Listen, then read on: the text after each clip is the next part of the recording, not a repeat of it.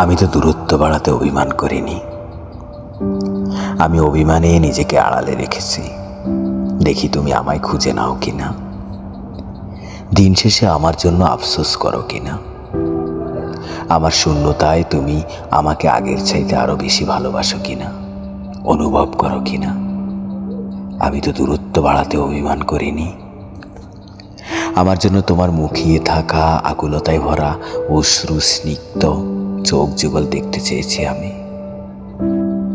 তোমার সঙ্গের অভাবে যে একাকিত্বে আমার নিজেকে অসহায় লাগতো, ঠিক এমনটা তোমারও লাগে কিনা আমি দেখতে চেয়েছি।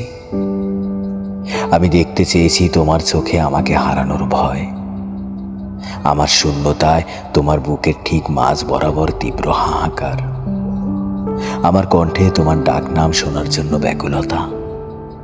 কিন্তু কিন্তু বিশ্বাস করো, তুমি বোধহয় মুখিয়েছিলে দূরত্বের আশায়, ফোন দিয়ে এঁটে বসেছিলে সুযোগ পেলেই সমস্ত যোগাযোগ বন্ধ করে দেয়ার।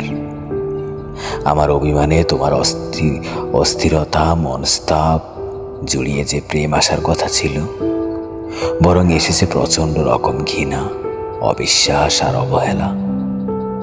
অনাগ্রহী তুমি অগ্রাহ্য করে দিয়েছ সব।